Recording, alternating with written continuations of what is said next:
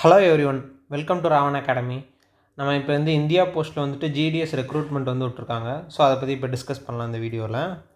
First பார்த்தீங்கன்னா India போஸ்ட்லேருந்து ஒரு GDS recruitment விட்ருக்காங்க. ஸோ இது எதுக்கானதுன்னா கிராமின் தக் சேவாக் ஜிடிஎஸ் கூடிய ரெக்ரூட்மெண்ட் மாதிரி.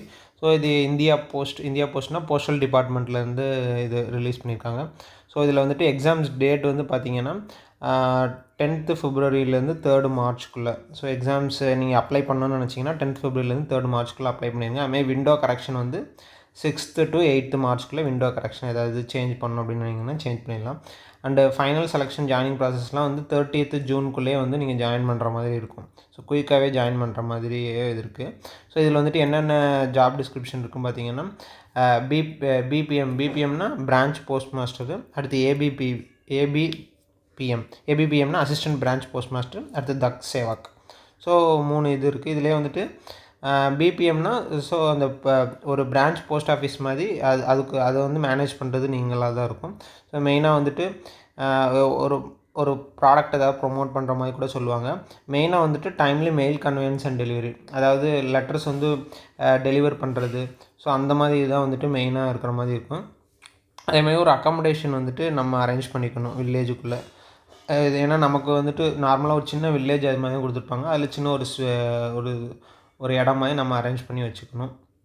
ஒரு மந்த்லி ரெண்ட் பேசிஸில் நம்ம வாங்கி வச்சுக்கணும். அதுமாதிரி ஏபிபிஎம்னா அதே தான். இப்போ பிபிஎம்க்கு அசிஸ்ட் பண்ணுற மாதிரி இருக்கும். ஸோ இதுவுமே என்னென்னா டோர் ஸ்டெப் டெலிவரி ஆஃப் மெயிலை டெலிவர் பண்ணுறாப்புல உள்ளது தான் எல்லாமே இதுலேயுமே அதே மாதிரி இப்போ பிபிஎம் இல்லாத இடத்துல ஏபிபிஎம் தான் ஃபுல் இன்சார்ஜாக இருக்கிற மாதிரி இருப்பாங்க. ஸோ அதுமாதிரி டக் சேவாக்குனாலுமே என்னென்னா ஸ்டாம்ப்ஸு ஸ்டேஷ்னரிஸ் இதெல்லாமே டெலிவர் பண்ணுற மாதிரி.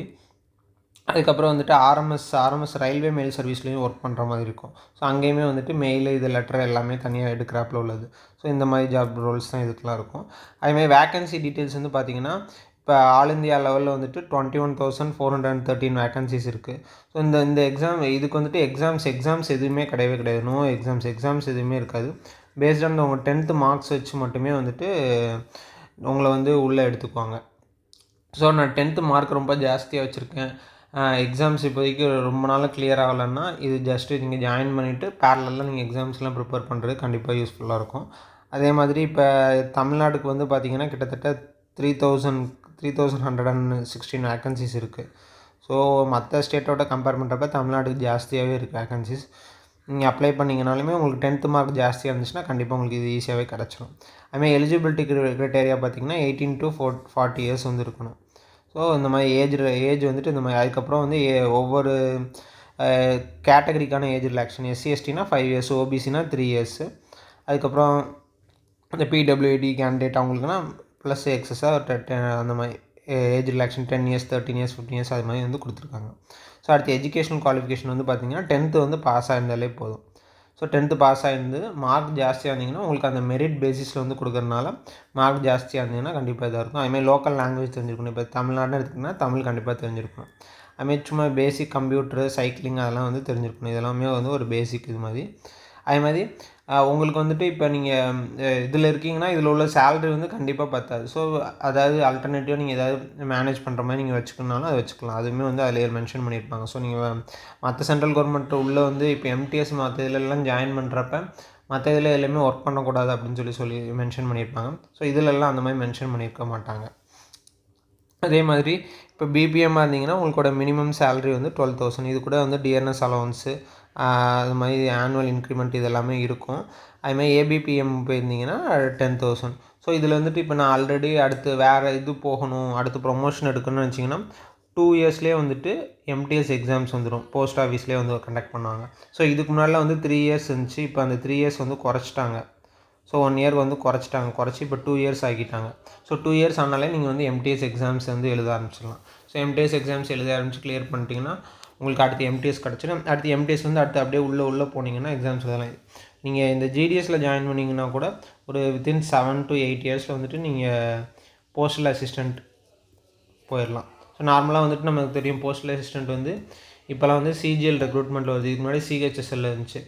ஸோ அதில் சிஜிஎல்ல லாஸ்ட் எடுத்தாலுமே நமக்கு போஸ்டல் அசிஸ்டண்ட் தான் கிடைக்கும். ஸோ இதில் நீங்கள் ஜிடிஎஸ்ஸாக ஜாயின் பண்ணியிருந்தீங்க ஒரு ப்ரொமோஷனாக எடுக்க அடுத்த எக்ஸாம்ஸ் கிளியர் பண்ண எம்டிஎஸ் அடுத்த லெவல் போக உங்களுக்கு போஸ்டல் அசிஸ்டண்ட் ஈஸியாக அதில் எடுக்கலாம். அது மாதிரி அதுக்கடுத்து வந்து செலெக்ஷன் ப்ராசஸ் வந்து மெரிட் பேஸ்டு தான். ஃபுல்லாகவே வந்து 10th மார்க் வச்சு மட்டும்தான், வேறு எந்த பேசிஸ்லையுமே கிடையாது. அதுமாதிரி எந்த ஒரு ரிட்டன் எக்ஸாம்ஸ் எதுவுமே கிடையாது, ப்ரிலிம்ஸ் மெயின்ஸ் எதுவுமே கிடையாது. டேரெக்டாக வந்துட்டு உங்கள் 10th மார்க் அதிகமாக இருந்துச்சுன்னா உங்களை உள்ளே எடுத்து போட்டுருவாங்க. அதுமாரி ஏஜ் அதிகமாக இருந்துச்சுன்னா அவங்களுக்கு ஒரு வேளை டை பிரேக்கர் ஆகிடுச்சுன்னா, சேம் மார்க்ஸ் எல்லாருமே எடுத்திருந்தாங்கன்னா டை பிரேக்கர் அதை யூஸ் பண்ணுவாங்க. ஸோ அதில் வந்துட்டு ஓல்டர் கேண்டிடேட்ஸ், ஏஜ் அதிகமாக இருக்கிறவங்க, இல்லைனா கேட்டகரி, ஜெண்டரை அதை வச்சு வந்து ப்ரிஃபர் பண்ணுவாங்க. அதுமாரி ஆன்லைனில் தான் அப்ளை பண்ணுற மாதிரி இருக்கும். ஓபிசி, இடபிள்யூஎஸ்க்குலாம் 100 ஃபீஸ் பே பண்ணுறாப்புல. எஸ்சி, எஸ்டி, பிடபிள்யூடி ஃபீமேல் கேண்டிடேட்ஸ்க்குலாம் வந்துட்டு ஃபீஸ் எதுவுமே கிடையாது.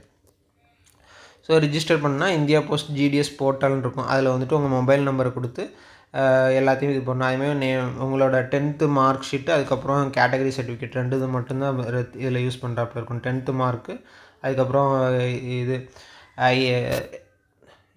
கேட்டகரி ஏதாவது இப்போ ஓபிசி, எஸ்சி, எஸ்டி அது மாதிரி இருந்துச்சுன்னா அந்த கேட்டகரியோட சர்டிஃபிகேட் இருந்துச்சுன்னா அதை அப்ளை பண்ணுறாப்புல இருக்கும். அதே மாதிரி இப்போ உங்களோட பாஸ்போர்ட் சைஸ் ஃபோட்டோகிராஃப் இருந்துச்சுன்னா அதையும் அப்லோட் பண்ணுங்கள். சிக்னேச்சரும் அப்லோட் பண்ணுற மாதிரி இருக்கும். பேமெண்ட்டு பேமெண்ட் எல்லாமே வந்து பே பண்ணுறது எல்லாமே வந்துட்டு எப்படின்னா ஆன்லைன் தான், எல்லாமே ஆன்லைன் மோடில் தான். அதுக்கப்புறம் வந்துட்டு எல்லாமே உங்களுக்கு ப்ராசஸ் முடிஞ்சு ஜாயின் பண்ணுறது வந்து 30 டேஸில் வந்துட்டு உங்களுக்கு ஜாயின் பண்ணுற மாதிரி ஆகிரும். அவங்க வந்துட்டு அதுமாதிரி ஃபிசிக்கல் வெரிஃபிகேஷன், உங்களோட டாக்குமெண்ட்ஸ் எல்லாத்தையுமே செக் பண்ணி பார்த்துட்டு ஜாயினிங் ஃபார்மாலிட்டிஸ் வந்து 30 டேஸ்லேயே வந்து ஃபுல்லாக முடிச்சுருவாங்க. ஸோ இதுதான் இது. அது மாதிரி எல்லாமே வந்துட்டு இதெல்லாம் ஜென்ரலாக உள்ள இதுதான். சிங்கிள் அப்ளிகேஷனாக ஒருத்தர் வந்துட்டு ஒரு வாட்டி தான் அப்ளை பண்ணணும். அதே மாதிரி அக்யூரேட் இன்ஃபர்மேஷன் எல்லாமே வந்துட்டு கரெக்டான டீட்டெயில்ஸ் எல்லாமே கொடுக்கணும். அதுமாதிரி மொபைல் நம்பர் எல்லாமே கரெக்டாக கொடுக்கணும். ஏன்னா மொபைல் நம்பர், இமெயில் ஐடிக்கு தான் வந்துட்டு நம்ம ஜாயின் பண்ணியிருக்கோமே அப்படிங்கிறத, செலக்ட் ஆகிருக்கோங்கிறது எல்லாமே வந்துடும். ஸோ அதை வந்து நீங்கள் கரெக்டாக மெயின்டைன் பண்ணி வச்சுக்கோங்க.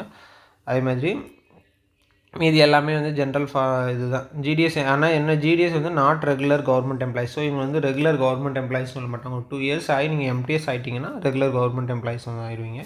ஸோ அதுக்கு முன்னாடி வரைக்கும் ஒரு வெயிட்டிங் பீரியடில் இருக்கிற மாதிரி இருந்துக்கணும். அதுமாதிரி உங்களுக்கு வந்துட்டு எக்ஸ்ட்ராவாக அடிஷ்னல் சோர்ஸ் ஆஃப் இன்கம் ஏதாவது நீங்கள் ரெவன்யூ ஜென்ரேட் பண்ணுறாப்புல நீங்கள், ஏன்னா இதில் வந்து மினிமம் வந்து ஒரு 4 to 5 hours தான் ஒர்க்கே இருக்கும். டோட்டலாக 4 hours to 5 hours தான் டோட்டல் ஒர்க்கே இருக்கும். ஸோ அதர் தென் தட் நீங்கள் வேறு ஏதாவது ஒர்க் பண்ணிங்கன்னா ஒர்க் பண்ணிக்கலாம். இல்லை வந்துட்டு இப்போ நார்மலாக வந்துட்டு இப்போ 10th மார்க் நிறையா எடுத்து வச்சுருப்பீங்க, ஏதாவது ஒரு ப்ரைவேட் ஜாபில் இருந்தீங்கன்னா கண்டிப்பாக இதெல்லாம் அப்ளை பண்ணலாம். அப்ளை பண்ணி டக்குன்னு உள்ளே போய்ட்டு நம்ம அதுக்கடுத்து பேரலாக என்னென்ன பண்ணலான்னு சொல்லி நம்ம அதுக்கடுத்து ஐடியா பண்ணிக்கலாம். அதே மாதிரி இதில் வந்து எக்ஸாம்ஸ் எதுவுமே கிடையாது. இதுதான் கீ பாயிண்ட்ஸ். எக்ஸாம்ஸ் எதுவுமே கிடையாது, இன்டர்வியூ கிடையாது. எல்லாமே டேரெக்டாக மெரிட் பேஸ்ட். 10th எவ்வளோ மார்க் எடுத்துருக்கீங்களோ அதை வச்சு மட்டுமே வந்துடும். ஸோ தமிழ்நாடுக்கு வந்துட்டு இவ்வளோ வேகன்சிஸ் இருக்குது, கண்டிப்பாக யூஸ் பண்ணிக்கோங்க. March 3 கண்டிப்பாக அப்ளை பண்ணிடுங்க. ஸோ லாஸ்ட் டைமில் வந்து அப்ளை பண்ணாங்க, நிறையா சர்வர் இஷ்யூஸ் இருக்கும், கண்டிப்பாக பண்ண முடியாது. முன்னாடியே அப்ளை பண்ணிடுங்க, கண்டிப்பாக உங்களுக்கு யூஸ்ஃபுல்லாக இருக்கும். ஸோ ஒரு மினிமம் சோர்ஸ் ஆஃப் இன்கம் ஏதாவது வரணும், நம்ம பேரலாக ப்ரிப்பேர் பண்ணுறதுக்குன்னா இது கண்டிப்பாக நல்ல ஆப்பர்ச்சுனிட்டி தான், கண்டிப்பாக யூஸ் பண்ணிக்கலாம். Okay, thank you.